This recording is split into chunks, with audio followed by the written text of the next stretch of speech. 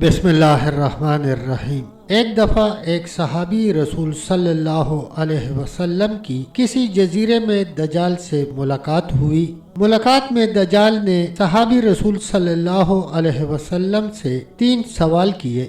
آج ہم انہی 3 سوالوں پر بات کریں گے اور یہ جاننے کی کوشش کریں گے کہ ان سوالوں کا خروج دجال سے کیا تعلق ہے۔ وہ 3 سوال یہ ہیں: بیسان میں واقع کھجوروں کے باغ میں پھل آتے ہیں یا نہیں؟ نمبر 2، تبریہ کی جھیل میں پانی ہے یا نہیں؟ نمبر 3، زغر کے چشمہ کے لوگ کھیتوں کو سیراب کرتے ہیں یا نہیں؟ ہم ان 3 سوالات پر غور کرتے ہیں تاکہ خروج دجال اور ان کے درمیان کے تعلق کو سمجھ سکیں۔ اس کے بعد حدیث شریف میں مذکور ایک خاص نقطے پر سوچیں گے، یعنی جزیرے میں موجود اس شخص کے کردار پر جسے الجساسہ کا نام دیا گیا ہے۔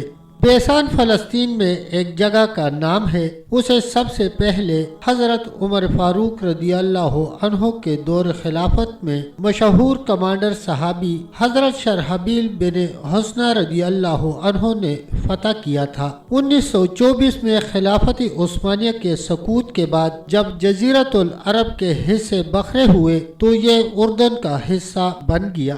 1948 تک یہ اسلامی ملک اردن کا حصہ تھا اور مئی 1948 میں اسرائیل نے بیسان سمیت ارد گرد کے علاقے پر قبضہ کر لیا اور تاحال یہ اسرائیل کے قبضہ میں ہے، جو دجالی ریاست ہے۔ یہ علاقہ قدیم زمانے میں کھجوروں کے باغات کے لیے مشہور تھا، جس کی تصدیق صحابی رسول نے کی، لیکن اب یہاں پھل نہیں پیدا ہوتا۔ مشہور مورخ اور سیاح علامہ یاقوت حموی اپنی شہرہ آفاق کتاب معجم البلدان میں فرماتے ہیں کہ میں کئی مرتبہ بیسان گیا ہوں، لیکن مجھے وہاں صرف 2 پرانے کھجوروں کے باغ ہی نظر آئے ہیں۔ اس سے معلوم ہوا کہ یہاں کے باغ پہلے پھل دیتے تھے۔ 626 ہجری تک جو علامہ حموی کی تاریخ وفات ہے، ان درختوں نے پھل دینا بند کر دیا تھا۔ اللہ اکبر! یہ دجال کی اس بات کی تصدیق ہے کہ وہ زمانہ قریب ہے جب ان درختوں پر پھل نہیں آئیں گے۔ گویا دجال کے خروج کی 3 بڑی علامتوں میں سے ایک علامت پوری ہو گئی ہے۔ نمبر 2، بحیرہ طبریہ کا پانی۔ دجال کا دوسرا سوال یہ تھا کہ بحیرہ طبریہ کا پانی خشک ہو چکا ہے یا نہیں۔ گویا اس پانی کے خشک ہونے کا دجال کے خروج سے ضرور کوئی تعلق ہے۔ بحیرہ طبریہ اسرائیل کے شمال مشرق میں اردن کی سرحد کے قریب واقع ہے۔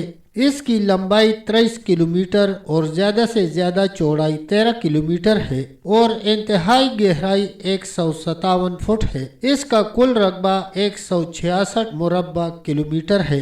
اس پر اس وقت اسرائیل کا قبضہ ہے اور دلچسپ بات یہ ہے کہ اس کا پانی بھی بغیر کسی ظاہری وجہ کے رفتہ رفتہ خشک ہوتا جا رہا ہے۔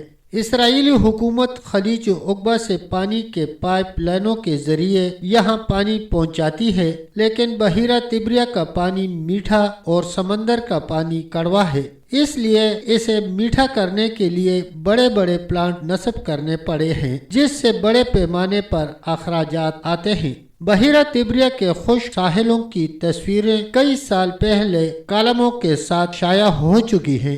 اس کا خشک ہونا اس بات کی دلیل ہے کہ دجال کے زبانی اس کے خروج کی زبانی دوسری علامت بھی پوری ہو چکی ہے۔ نمبر 3، زغر کا چشمہ۔ دجال کا تیسرا سوال، جو در حقیقت اس کو خروج کی اجازت ملنے کا وقت قریب آنے کی تیسری علامت ہے، زغر کے چشمے کے بارے میں تھا۔ زغر دراصل حضرت لوط علیہ السلام کی صاحبزادی کا نام ہے۔ آپ کی 2 صاحبزادیاں تھیں، ربا اور زغر۔ بڑی صاحبزادی کو انتقال کے بعد جس جگہ دفنایا گیا، وہاں قریب ہی ایک چشمہ تھا جس کا نام عین ربا پڑ گیا۔ عربی میں چشمے کو عین کہتے ہیں۔ چھوٹی صاحبزادی کے انتقال پر انہیں بھی ایک چشمے کے قریب دفن کیا گیا تو اس کا نام عین زغر یعنی زغر کا چشمہ پڑ گیا۔ یہ جگہ بھی اسرائیل ہی میں بحر مردار یعنی ڈیڈ سی کے مشرق میں ہے۔ دجال کی تفتیش اور تجسس کے عین مطابق یہ تیسری جگہ بھی اسرائیل میں واقع ہے۔ اور اس کا پانی پوری طرح خشک ہوتے ہی اسے خروج کی اجازت مل جائے گی۔